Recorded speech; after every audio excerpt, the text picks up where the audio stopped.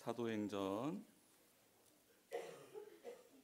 3장 1절에서 10절까지의 말씀을 우리 한 목소리로 같이 읽도록 하겠습니다. 시작. 제9시 기도 시간에 베드로와 요한이 성전에 올라갈새 나면서 못 걷게 된 이를 사람들이 메고 오니 이는 성전에 들어가는 사람들에게 구걸하기 위하여 날마다 미문이라는 성전 문에 두는 자라. 그가 베드로와 요한이 성전에 들어가려 함을 보고 구걸하거늘 베드로가 요한과 더불어 주목하여 이르되 우리를 보라 하니 그가 그들에게서 무엇을 얻을까 하여 바라보거늘 베드로가 이르되 은과 금은 내게 없거니와 내게 있는 이것을 내게 주노니 나사렛 예수 그리스도의 이름으로 일어나 걸으라 하고 오른손을 잡아 일으키니 발과 발목이 곧 힘을 얻고 뛰어 서서 걸으며 그들과 함께 성전으로 들어가면서 걷기도 하고 뛰기도 하며 하나님을 찬송하니 모든 백성이 그 걷는 것과 하나님을 찬송함을 보고 그가 본래 성전 미문에 앉아 구걸하던 사람인 줄 알고 그에게 일어난 일로 인하여 심히 놀랍게 여기며 놀라니라. 아멘. 할렐루야. 네, 잘 지내셨습니까? 네, 우리 옆에 계신 분에게 이렇게 축복했으면 좋겠습니다. 하나님의 복이 임하게 될 줄 믿습니다. 네, 한 번 더 고백할까요? 당신은 복의 통로입니다. 네, 우리 교회 들어올 때 그 입구에 현수막 하나 걸려져 있는데 거기에 뭐라고 적혀 있습니까? 너는 복이 될. 우리 같이 한번 외쳐볼까요? 시작. 너는 복이 될지라. 누구 말씀입니까? 제가 그렇게 선포하고 있습니까? 하나님의 말씀입니다. 하나님의 음성을 듣고 하나님의 부르심에 아멘으로 순종하며 걸어가는 모든 자들에게 하나님이 주신 약속입니다. 너는 복이 될지라. 내가 너로 큰 민족을 이루고 복을 주어 내 이름을 창대하게 하리니 너는 복이 될지라. 이 창세기 12장 2절 말씀입니다. 이거 우리 아이들도 암송했는데 우리 아이들 같이 한번 해볼까요? 이거 암송한 거? 암송해볼까요? 시작. 12장 2절 말씀. 너로 큰 민족을 이루고 복을 주어 내 이름을 창대하게 하리니 너는 복이 될지라. 이야, 정말 우리 아이들 복이 될 줄 믿습니다. 이번 주에는 무슨 말씀 암송하는 줄 알아요? 우리 아이들이? 요한복음 3장 16절 암송할 겁니다. 그래서 52주 동안 52개 말씀을 외워서 우리도 선물을 줄 거예요. 교회에서 엄청나게 큰 선물을 줄 겁니다. 그런데 우리가 주는 선물 말고 누가 그 말씀대로 이 아이들을 인도해 가실까요? 하나님이. 여러분, 그것만큼 큰 복이 어디 있을까요? 그것만큼 가장 값진 선물이 어디 있을까요? 저는 우리 아이들이 그 은혜와 복 누리게 될 줄 믿습니다. 여러분, 오늘 본문의 초대교회 성도들도 복을 받았습니다. 어떤 복을 받았냐면 하나님의 말씀이 들리는 복을 받았습니다. 예수님을 메시아로 받아들이는 복을 받았습니다. 예수님의 죽으심과 부활하심을 증거하고 확신 있게 외치는 복을 받았습니다. 그리고 이 복을 받은 사람들의 삶이 바뀌기 시작하는데요. 사람으로서는 그렇게 변화시킬 수 없는 놀라운 변화들이 이들의 삶 속에 일어나기 시작합니다. 서로 사랑하기 시작해요. 돌보기 시작합니다. 격려를 하기 시작해요. 믿음의 여정을 함께 갈 동역자가 되어줍니다. 때로는 권면도 해주고요. 때로는 책망도 해줍니다. 그런데 이게 하나도 서운하지 않은 거예요. 왜요? 그의 진심을 알기 때문입니다. 모든 이런 일들이 가능했던 이유는 성령님으로 충만했기 때문이고 그들이 성령님께서 깨닫게 해주시는 말씀을 사랑하고 말씀 앞에 순종했기 때문이죠. 초대교회는 사도들에게 가르침을 받았습니다. 여러분, 사도들이 예수 그리스도를 통해 배웠던 들었던 모든 말씀을 구약의 말씀을 인용하여 해석해주고 적용해주는 일들을 사도들이 감당했어요. 그러니 초대교회 성도들은 사도들이 가르쳐주는 그 말씀을 주님의 말씀처럼 하나님의 말씀처럼 받은 거예요. 사도들도 하나님의 말씀, 주님의 말씀에 자신의 생각을 희석하지 않고 그게 무슨 뜻이었는지 무슨 상황이었는지 서로 다른 관점으로 보았지만 그것을 통합하여 사랑하는 성도들에게 알려주었습니다. 하나님의 말씀을 왜곡하지 않고 그 말씀의 진리, 그 진실이 무엇인지 그 뜻이 무엇인지를 명확하게 전달해 준 것이죠. 초대교회 성도들은 겸손하게 그 하나님의 말씀을 배웠습니다. 또한 예수님을 닮고 따르기 위해서 기도하기 시작합니다. 여러분, 기도의 자리는 누누이 말씀드리지만 내 생각을 관철시키는 자리가 아니라 하나님의 말씀으로 내 생각을 쳐서 복종시키는 자리인 줄 믿습니다. 내가 차고 넘치는 자리가 아니라 내가 점차 비워지는 시간이 기도의 시간이고 그 하나님의 영광으로 가득 채워지는 시간이 기도의 시간인 줄 믿습니다. 예수님이 제자들에게 말씀하셨어요. 너희들이 나를 따르려 하느냐? 네, 따르고 싶습니다. 정말 주님의 양쪽 그 자리 제가 차지하고 싶습니다 라고 말씀하셨을 때 제자들에게 예수님이 이렇게 말씀하시지요. 너희들이 정말 나를 따르려거든 제 십자가를 지고 자기를 부인해야지만이 나를 따를 수 있다라고 말씀해 주셨습니다. 즉 예수님이 이 땅에 오셔서 하나님의 말씀을 성취시키는데 하나님 말씀을 따라 하나님의 구원 계획을 완성하시는데 반드시 필요했던 게 육신을 입고 오셨던 예수님도 자기를 부인하는 일이었습니다. 매일 한적한 곳에 가서 하나님 앞에 기도했던 것이죠. 육신을 입고 오셨던 예수 그리스도께서도 자기를 부인했어야만 했다라는 것입니다. 결국 그 정점은 어디에서 이루어집니까? 겟세마네 동산에서 그 기도에서 이루어집니다. 예수님이 당신의 뜻을 하나님께 아뢰입니다. 그러나 그 당신의 뜻을 아뢰고 그 뜻이 관철될 때까지 그 자리에 머물렀던 것이 아니라 내 뜻은 이렇습니다만 하나님의 뜻이 무엇입니까? 내 뜻은 이렇지만 하나님의 뜻으로 내 마음이 내 삶이 채워지기를 원하나이다 라는 기도가 겟세마네 동산에서 드렸던 땀방울이 핏방울이 되었던 기도 아니겠습니까? 초대교회 성도들은 이렇게 모여서 기도하기 시작했습니다. 내가 원하는 것이 상달되는 기도가 아니라 하나님의 뜻이 이루어지는 기도였습니다. 대표적인 예는 베드로가 옥에 갇혔을 때 초대교회 성도들이 모여서 베드로를 위해 기도했던 장면이지요. 베드로가 꿈꾸는 것 같아서 환상 중에서 하나님이 나를 감옥에서 추록시켜 주시나 보다 하고 문을 열고 파수꾼을 지나 나왔을 때 이게 꿈이 아니구나 생각되어 기도하고 있는 무리를 찾아가죠. 그래서 문을 두드리는데 작은 소년 하나가 여종 하나가 나와서 베드로의 음성인 것을 알고 문을 열어주는 것을 잊고 나가서 그 모인 무리들에게 기도했던 무리들에게 말을 합니다. 베드로가 왔다고. 그런데 너 헛소리다. 너 귀신을 봤다. 너 잘못 봤다. 헛것 봤다. 기도하던 사람들이 그렇게 말을 합니다. 믿음이 없어서입니까? 아니요. 그들은 사도들이 잡혀 들어가면 죽는 줄 알고 예수 그리스도를 배반하지 말고 믿음을 잃지 않고 순교할 수 있도록 기도하고 있었던 것입니다. 살아나왔다라는 것은 예수 그리스도를 부인했다라는 뜻이기 때문에 그럴 리 없다라고 고백하고 있는 것이죠.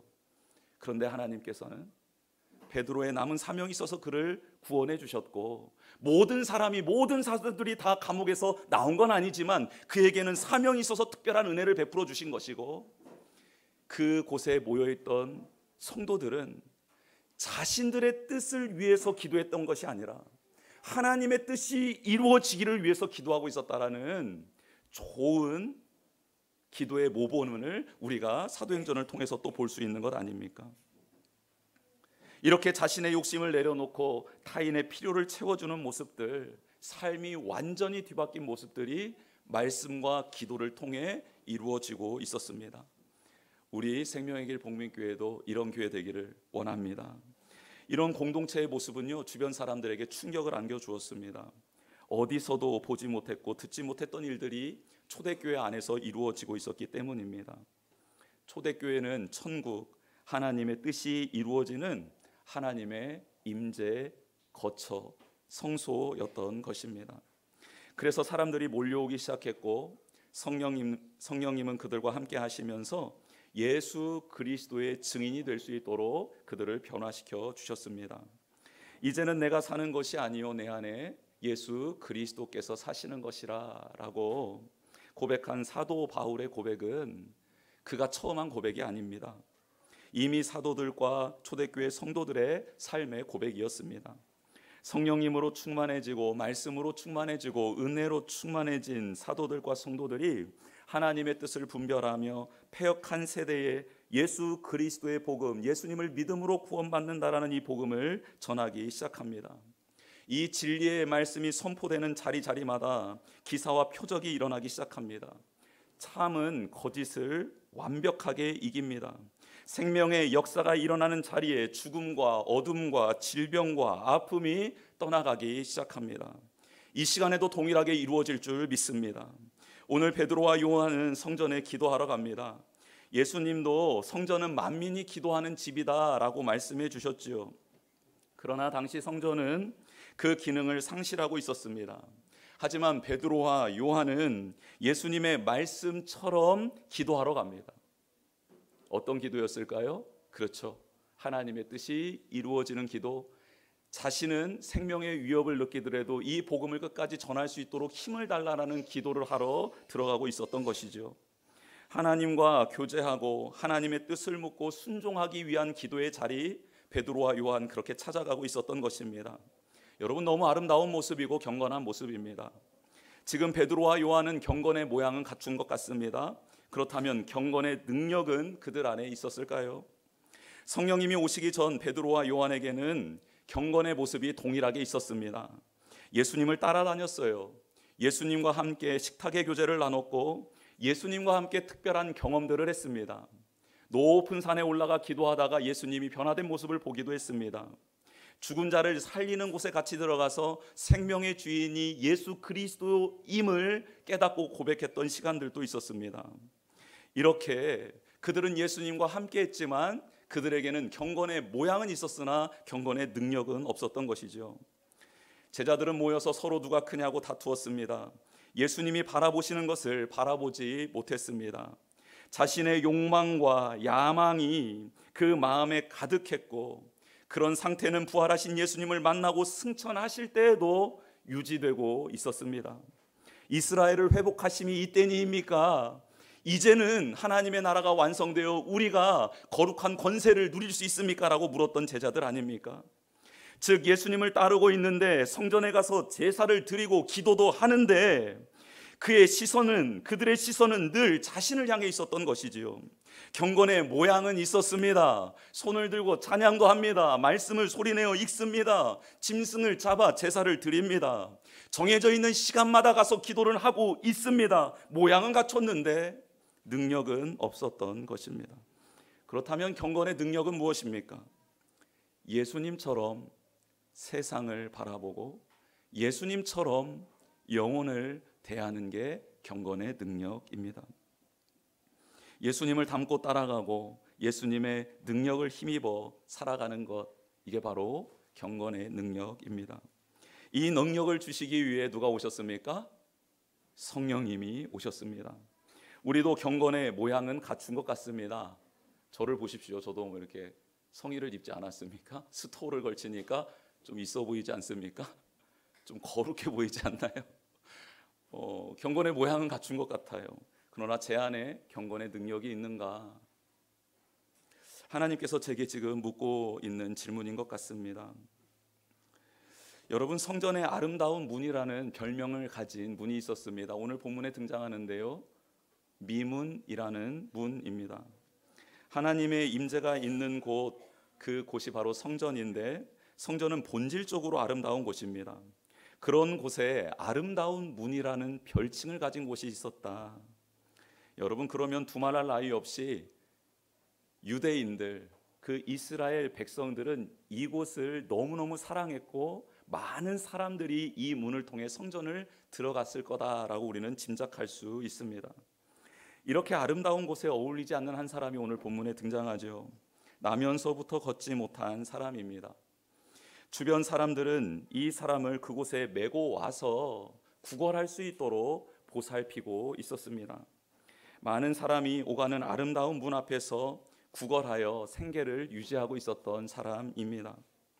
미문과 구걸하는 사람, 참 조화되기 어려운 두 장면입니다.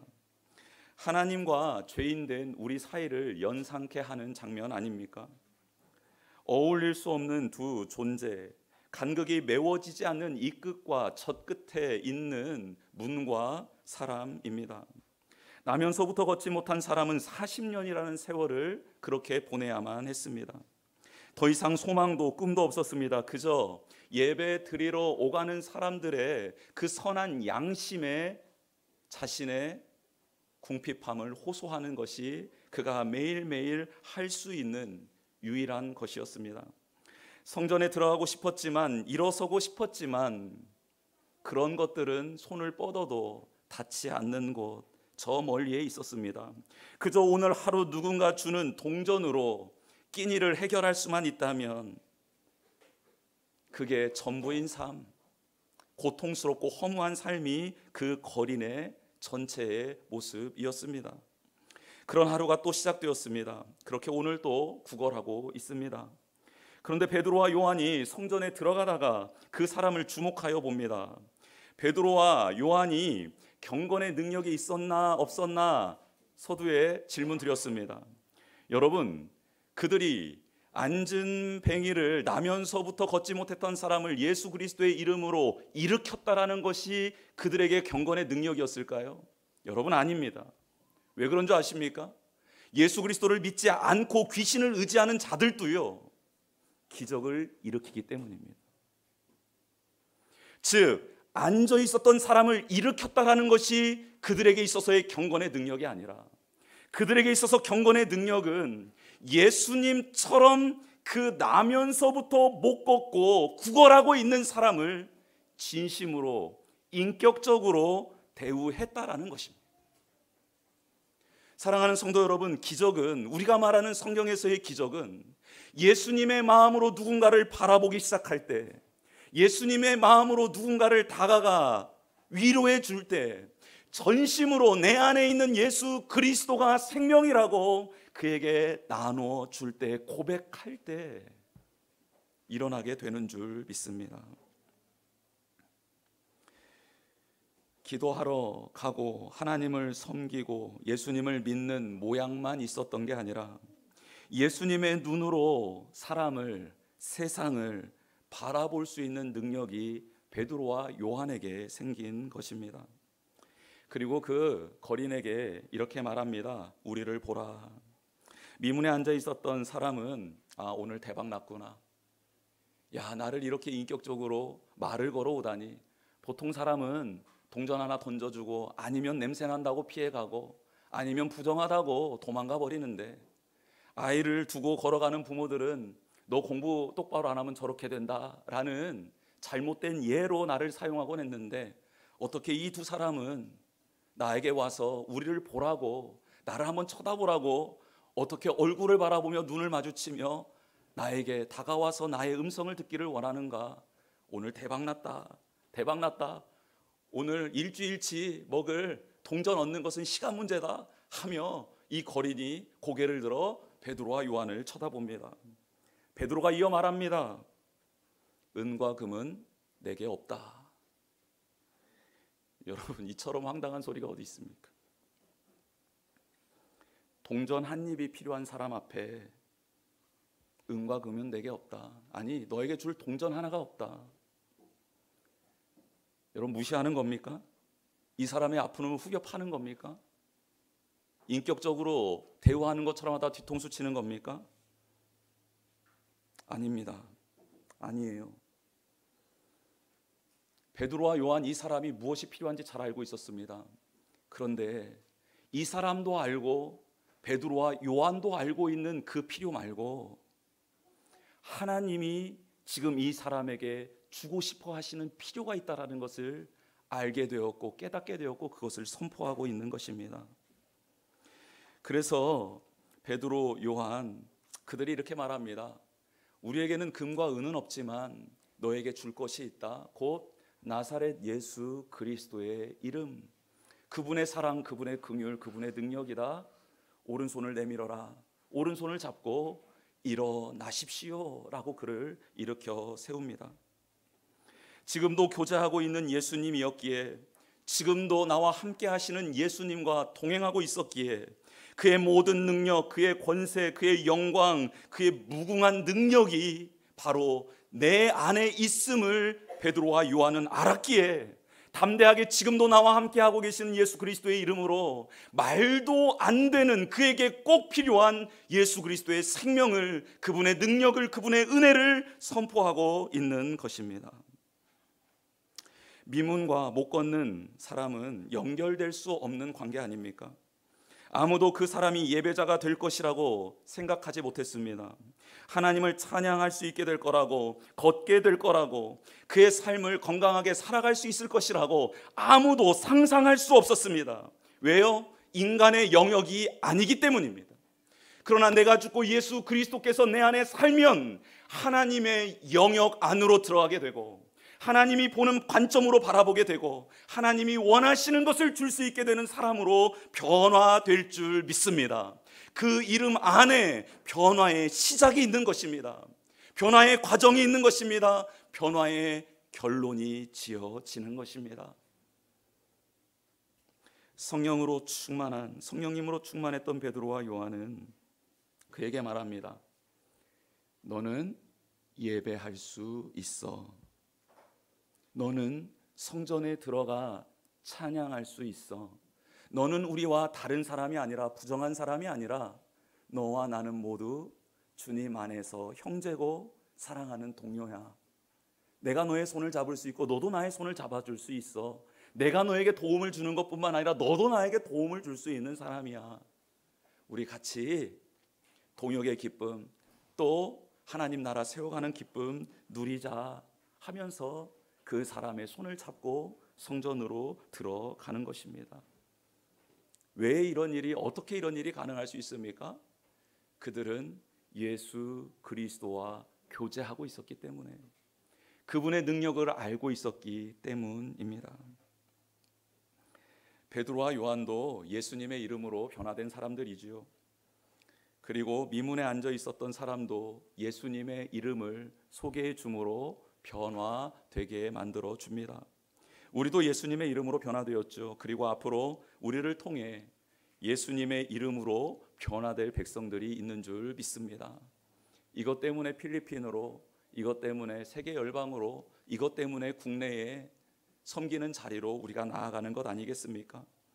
미문과 그 앞에 앉아있던 사람 사이에 베드로와 요한이 섰습니다. 예수님이 승천하신 후에 미문과 이 거린 사이에는 예수님이 설 수는 없습니다. 이제는 예수 그리스도로 사는 사람이 그 사이에 설 수 있는 것이죠. 바로 성령 충만한 사람들이 그 사이에 서서 그들을 하나님의 품으로 인도하고, 하나님을 찬양하는 자리로 인도하고, 그들에게 하나님이 주시고자 하시는 새로운 삶을 깨닫게 하고 또 바라볼 수 있게 도와줘야 될 줄 믿습니다.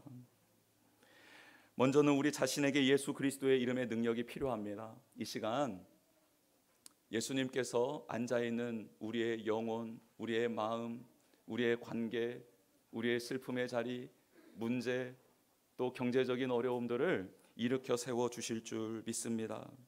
그리고 우리 주변에도 이런 예수 그리스도의 이름의 능력이 필요한 사람들이 있습니다. 그렇게 한 걸음 한 걸음 나아가는 우리 모두가 되었으면 좋겠고요. 그리고 그렇게 필리핀 땅에 다녀오는 선교팀과 파송하는 우리 교회 되기를 주님의 이름으로 축복합니다. 이 시간 주보의 내용 채워보도록 하겠습니다. 경건의 모양과 함께 경건의 능력을 갖춰야 합니다. 경건의 능력은 아까 설명해 드렸습니다. 두 번째, 예수님의 이름의 능력과 권세를 누리며 살아가야 합니다. 주셨는데 그것을 누리지 못하면 큰 낭패이지요. 세 번째, 성전 미문과 걷지 못하고 앉아 있는 사람 사이에 누가 서야 합니까?